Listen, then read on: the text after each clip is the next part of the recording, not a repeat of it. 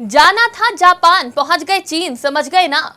वैसे तो ये गाना है कि आप निकले कहीं के लिए और पहुंच गए कहीं और सिर्फ आपके साथ ऐसा हो तो सामान्य बात है। लेकिन आप अगर एक फ्लाइट में सवार हो और आपकी फ्लाइट कई पैसेंजर्स के साथ अपनी डेस्टिनेशन की जगह कहीं और ही पहुंच जाए तो ये एक चिंता का विषय है। वो भी एक ऐसी जगह आपकी फ्लाइट पहुंच जाए जहां युद्ध चल रहा हो, गोले बरस रहे हो, तो आपकी सांसें ही अटक जाएंगी।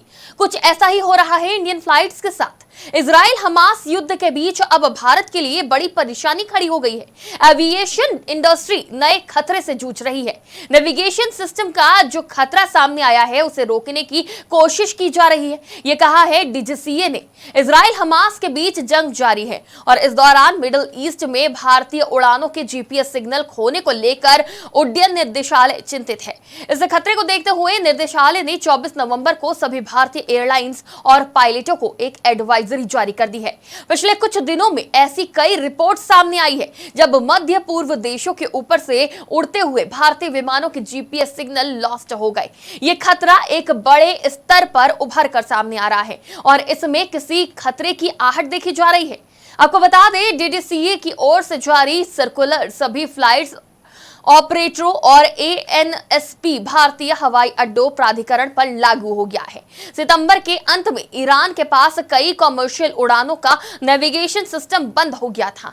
एक फ्लाइट तो स्पूफिंग का शिकार हुआ था, बिना अनुमति के ईरानी हवाई क्षेत्र में एंट्री कर गया था।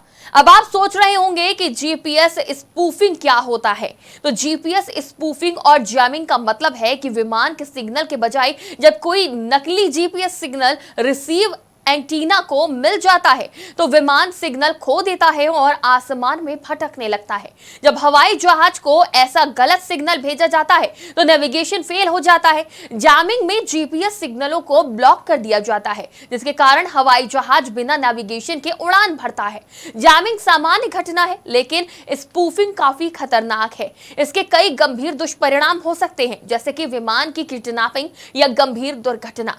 आमतौर पर हवाई जहाज के सिग्नल जैमिंग और स्पूफिंग क्षेत्रों में देखी जाती है जहां सैन्य परियोजनाओं का वहां पर कोई क्षेत्रीय गड़बड़ी हो रही हो, जिसे देखते हुए उड्डयन निर्देशालय अलर्ट है। फिलहाल के लिए इतना ही। आप देखते रहिए आज की खबर।